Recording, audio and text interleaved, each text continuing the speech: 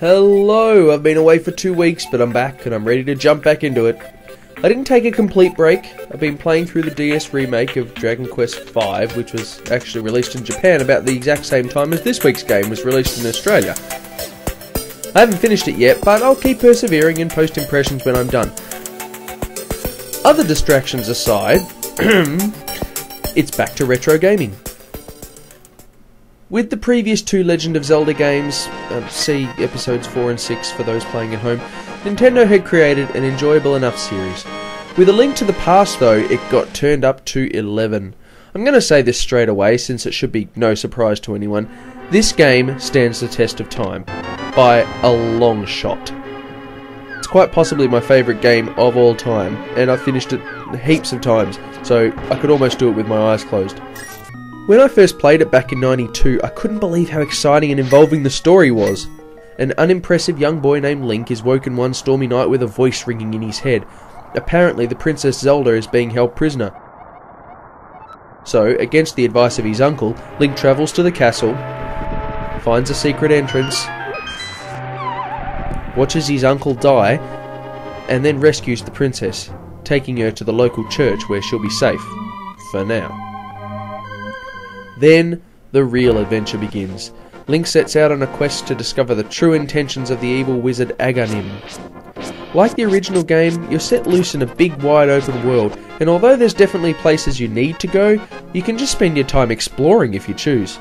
Hyrule is a big place, and Link's just a little guy. There's always stuff to see and side quests to do.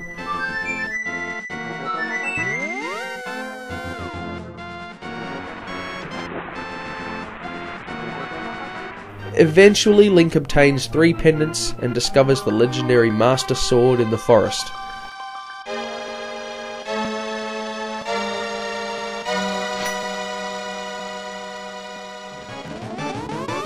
After that, he confronts the evil wizard only to be sucked into the Dark World, Ganon's evil, twisted version of Hyrule.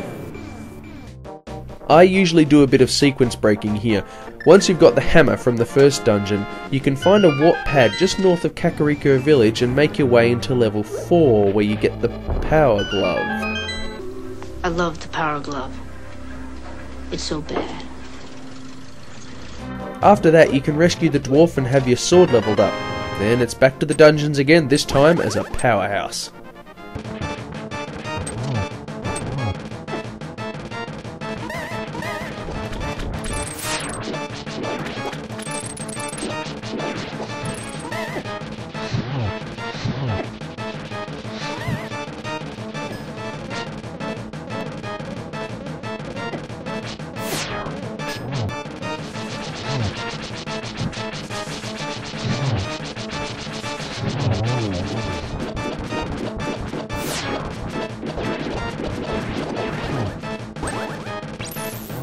After fighting some cool bosses and rescuing all of the princesses from their crystals, Link can finally enter Ganon's tower, ready to confront the wizard and defeat him once and for all.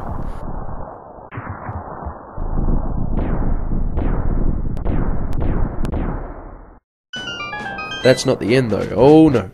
Link is destined to battle the Gerudo thief Ganondorf, king of the Dark World. It's an epic showdown.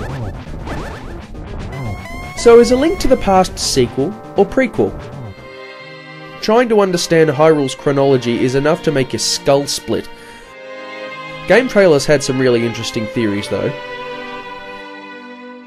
In the end, each game pretty much stands alone, so it doesn't really matter too much, but I really wonder if Nintendo has any idea what it's doing. One thing that stood out to me this time that I played A Link to the Past is that Princess Zelda herself is a pretty minor character. Considering it's called The Legend of Zelda, she spends most of the game just playing the token damsel in distress. I suppose that's like the first game. In later games she'd be given a much more active role in the storyline. A Link to the Past showed innumerable improvements over its predecessors. Link controls so much better. The dungeons are now full of incredible thinking puzzles. There's much more to explore. The story is much more involved.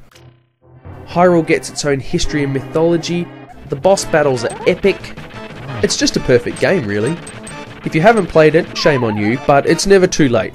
If there's ever a game that every gamer needs to play, this is it. I'd also recommend for anyone who enjoys this game to pick up the manga. It's really cool, and Link actually speaks, which is always a bonus.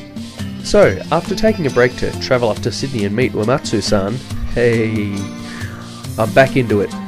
Next week, a couple of unknowns for me. One of the latter-day NES platformers, and a Japanese odyssey. See you then. Peace out.